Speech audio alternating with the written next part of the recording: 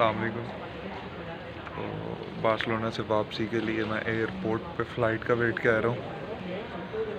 तो बड़े दिनों से मैं सोच रहा था डीओवी पे मैंने कोई वीडियो नहीं बनाई, तो मैंने सोचा चलो टाइम भी गुजर जाएगा और एज अर्ली एज पॉसिबल बना भी लेनी चाहिए। इधर रात के टाइम सर्दी थी तो फुल स्लीव शर्ट पहनी हुई है, इसलिए नहीं बड़ी देर ही हो गई थी पहने हुए।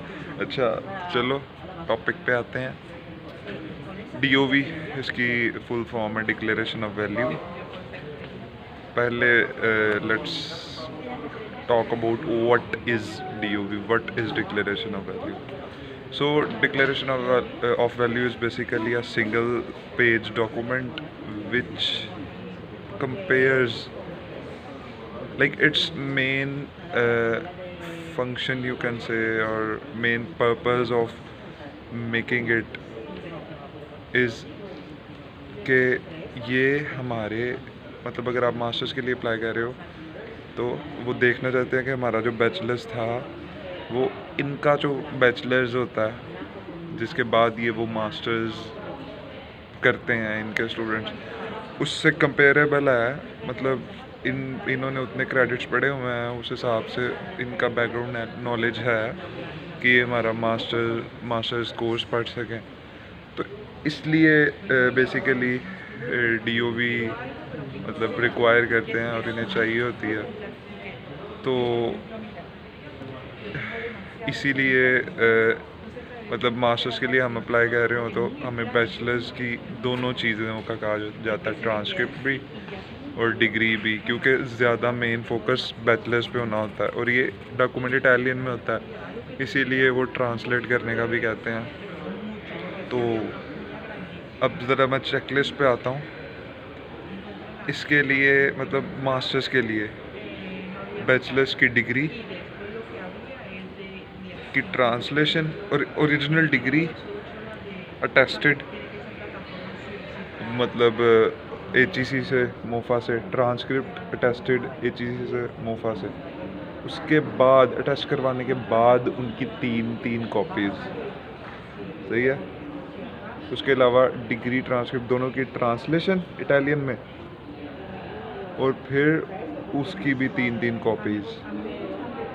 ये बैचलर्स का हो गया। और जो मैट्रिक और इंटरमीडिएट है उनके सिर्फ डिग्री डिप्लोमा सर्टिफिकेट, उसकी अटेस्टेशन के बाद आईबीसीसी और मोफा से अटेस्टेशन के बाद तीन कॉपीज़ और ट्रांसलेशन करवा के तीन कॉपीज़।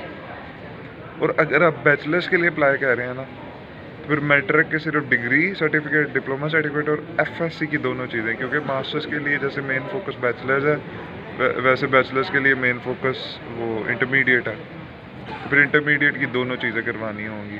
तो इसी तरह ट्रांसलेट करवा के 3 कॉपीज़ और अटेस्ट करवा के 3 कॉपीज़, ये सेट बन गया एजुकेशनल डॉक्यूमेंट्स का। इसके अलावा हमें चाहिए पासपोर्ट, उसकी देख लेना कितनी कॉपीज़ है, मेरे ख्याल से 3 ही होती हैं, वो नोटराइज करवाना होता है। डोमिसाइल और पासपोर्ट इसके अलावा चाहिए। तो अभी मेरे माइंड में यही आ रहा है, ये तो लाजमी चीज़ें हैं ना, तो मुझे से याद आ रहा है करवाया था, मेरे ख्याल से यही है। और इसका फॉर्म होता है वो आपको फील्ड फॉर्म ग्रुप में मिल जाएगा। Study abroad pursuit of excellence group है, उसका मैं लिंक भी दे दूँगा डिस्क्रिप्शन में। उसके फाइल सेक्शन में आपको डीओवी का फील्ड फॉर्म मिल जाएगा। तो फॉर्म हो गया, साथ ये सारे डॉक्यूमेंट्स हो गए। तो ये लेके आपने जिस दिन आपकी अपॉइंटमेंट होनी है ना, उस दिन आपने 2 फाइल्स बनानी है। अभी अपॉइंटमेंट के लिए भी पूरे के लिए मैं सेपरेट एक वीडियो बनाऊंगा, पर अभी डीओवी पे ही रह के थोड़ा बता देता हूँ। 2 फाइल्स बनानी है, एक वीज़ा की होगी, चेकलिस्ट के मुताबिक डॉक्यूमेंट्स रखने हैं, एक डीओवी की होगी, चेकलिस्ट के मुताबिक उसमें भी रखने हैं। तो जब आप एंटर होगे अपॉइंटमेंट वाले दिन, तो वो आपकी दोनों फाइल चेक करेंगे, उनको अरेंज करेंगे। तो साथ साथ डीओवी का प्रोसेस भी चलेगा, मतलब जिस दिन वीज़ा अपॉइंटमेंट है उसी दिन आपका वीज़ा इंटरव्यू भी हो जाएगा और डीओवी का प्रोसेस भी चालू हो जाएगा शुरू हो जाएगा। तो वीज़ा की फ़ीस होती है 10,000 के अराउंड। तो डिक्लेरेशन ऑफ वैल्यू की एज सच कोई फ़ी नहीं होती, इसीलिए स्टेटमेंट ऑफ कंपेरेबिलिटी पे इसे प्रेफर किया जाता है और करना भी चाहिए। स्टेटमेंट ऑफ कंपेरेबिलिटी पे हमें 200 यूरो लगाओ आप, तो एक ये फ़ायदा है इसका DOV का।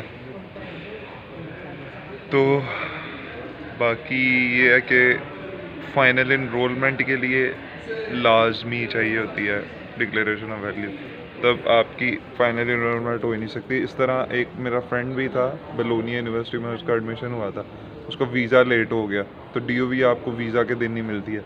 तो बेलोनिया में मेरे ख्याल से 31 दिसंबर डेडलाइन थी इनरोलमेंट की, तो उसको जनवरी के फर्स्ट वीक में मिला, which was very unfortunate for him.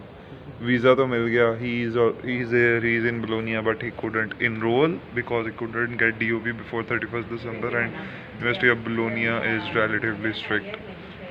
So this is the importance of declaration of value.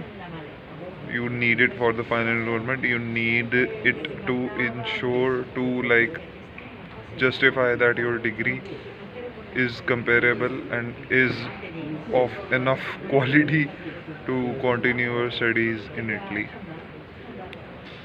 So yeah, I think I have pretty much covered almost everything about DOV, and do let me know in the comments if I have missed anything or if there was something you couldn't understand, and wish me a safe journey.